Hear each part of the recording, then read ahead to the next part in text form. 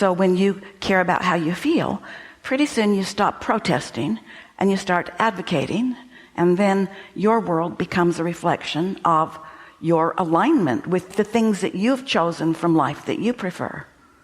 Nobody gets to decide for everybody or anybody else. We used to play with you.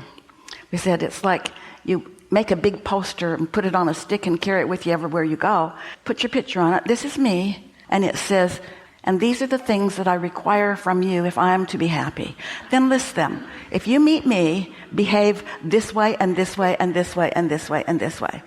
And I feel silly doing it. Of course you would feel silly doing it, and of course it's ridiculous. That's why we offer it. But it is what most people are trying to do on small and large levels. Here I am, adhere to this, and make me happy, and then it will go better for you. And we say you could make those signs, and you could roam around the world showing them, or you could just adjust your frequency so that what comes to you is a match to what you want. A lot of humans have adjusted their frequency to things they don't want.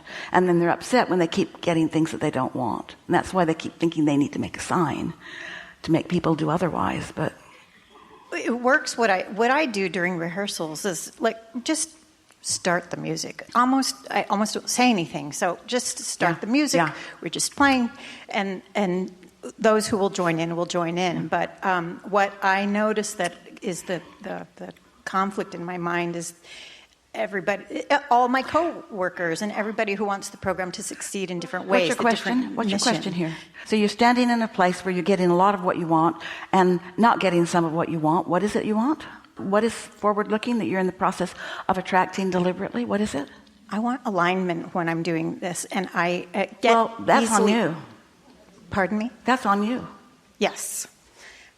So I'm doing the work. Can you find alignment? If I was aligned, would I be attracting this? A while back, Jerry and Esther had, at the ranch where the office buildings are, they had San Antonio workshop, and then they had a big party out at the property, and more than 400 people came. And they had the food catered by a wonderful restaurant that cooked the food right on site. It was a Mexican restaurant, Papacitos, and they hired mariachis. It's the Mexican music that is just delightful. And it was so much fun that then the next year they did it again. But the next year, the kids that had been on the mariachi had gone on to something else, and there was a new group of kids. And there was one in particular who was extremely discordant. And he was a trumpet player, and he was really, really, really eager to play. And Jerry and Esther were standing and listening. Now, they had lived a better life the year before with a more harmonic group of people. And Jerry was just kind of cringing because, first of all, he has perfect pitch. And second of all, he has perfect pitch. And he whispered to Esther and he said, "Can you go ask that kid to stop playing?" And Esther said, "Yikes, yikes." And then she did. She went to this young man and she said, "I love your eagerness here. And I also love harmony. And your eagerness and the harmony I'm seeking are not going together.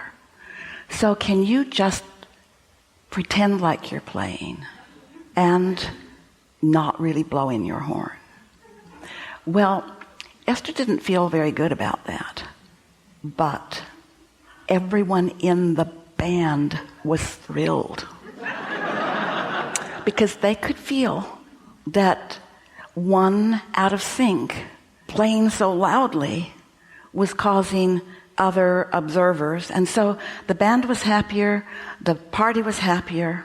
Now, the reason we tell you the story is because we don't want the band to have to play different in order for you to feel good. And in a truly enlightened world, everyone would be able to feel good anyway. This goes to something that we were talking about earlier.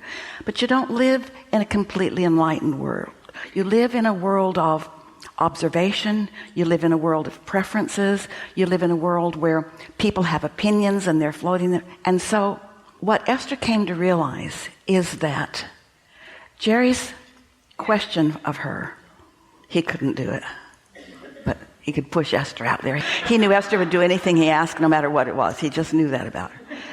He found a path of less resistance. Was it the path of most allowance? No, path of most allowance would have been everybody adjusting the way it sounded in their own head and liking it anyway. But the path of least resistance is just doing the best you can to find as much harmony as you can find. And isn't that what you're doing with your families? Isn't that really what everybody is doing? Isn't everybody doing the best they can to find the harmony that they're looking for when you think about it? Yeah. So it may sound like we're saying different things to you, but these are the things that we're saying. It is the very best when you can be happy where you are no matter what. And it's easier to do that when it's just me, myself, and I, because you can adjust your vibration. But when you're with others who are having responses, then it becomes more and more things are moving around. More and more people are having more and more opinions. And then there is a sort of chaotic experience where people are responding to people who are responding to people who are responding to people, and hardly anybody is feeling very good. And so what we're really encouraging you to figure out how to do is spend enough time on your own, managing your own alignment with your own self, and then follow the path of least resistance as you go along. At the end of that day, that young man came up to Esther and said, "Thank you very much. I thought I was supposed to play, but I haven't been playing the trumpet very long." And Esther said, "You'll get better and better at it. And when you get really good at it, you'll really enjoy it. You'll really enjoy it because you'll be able to feel the harmony that you're offering." Yeah. So that's kind of what we're encouraging. Don't shut the trumpet players down that are playing off key. No. Shut the trumpet players down that are playing. No. Don't shut. No. In other words, you just have to decide for yourself what's the path of least resistance. Yeah, you just have to decide for yourself. What's the right thing to do? To let one person who hasn't practiced ruin the whole party? We're really challenging you. We're almost asking you to think contrary to what we've been talking about here today. What is the thing to do? Esther could get that one player to stop playing. And, it was way better. We have to say, it was way better. But what if all of them were like that? You just send them home?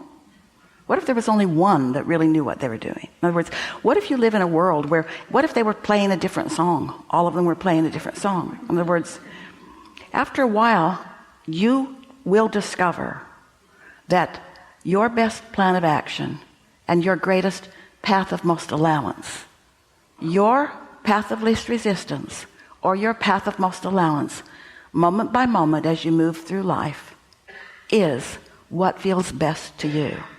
So, if it had only been Jerry and Esther and this trumpet player, we promise you, Jerry would have listened to him all afternoon and supported him in his music. But they had 400 people there that come to hear this magnificent music. The path of least resistance was not continuing with it not sounding good to 400 people. Can you hear the difference? There's not a right and a wrong for you to orchestrate or demand.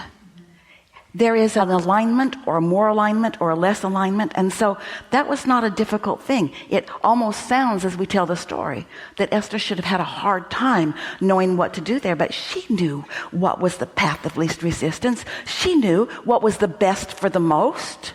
What's the best for the most? That's what your true path of most allowance is. What's the best for the most? Your inner being knows. Your inner being never factors anyone out. Never factors anyone out. Your inner being never asks you to choose one over another. Your inner being, all that is source energy, there's not just this finite amount of energy and clarity and love that is sort of doled out to the so-called worthy ones as they've been assigned in churches and so forth all around your planet. It's not like that. There is source energy that streams in abundance everywhere, all the time. There's something I've been able to easily come to peace with is... what was your question again? What are you reaching for? What do you want? What do you want to get from this conversation? Well, a shift in perspective. Did you get it? I believe I did. We think so too. Okay, thank you. Really good. Really good.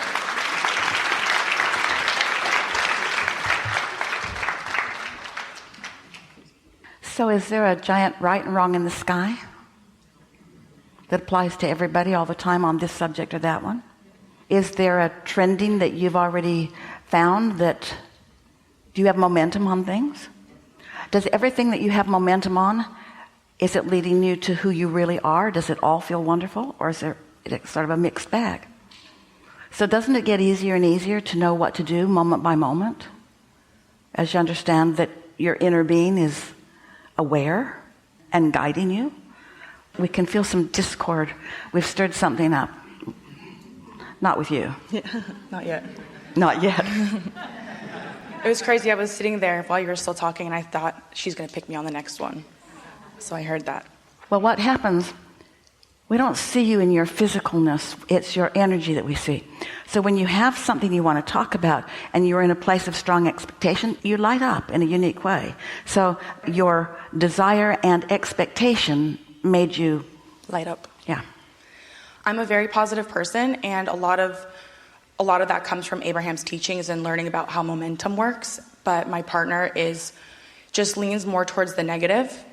And right. My question is, how do you lead someone? Because you can't just tell someone to be positive. You can't tell him, listen to this, listen to this. Words don't teach it all, do they? No, so how do I lead him? Make a sign. Make a sign.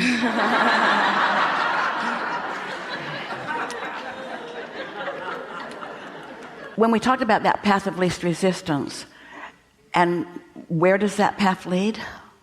Whatever feels good for you. But where is it actually leading? What's the path? Where is it leading? It's leading to your resonance, to your calibration with your source energy. It's you completing yourself in this moment to the fullness of all that you are. Oh, that's powerful influence. So when you are noticing something that you don't like and you're finding fault with it, like the trumpet's out of tune, so to speak, then that's a pinching off. When you're thinking about what you want, now you're back in sync with who you are, and then you're inspired to whatever you might do to move that along.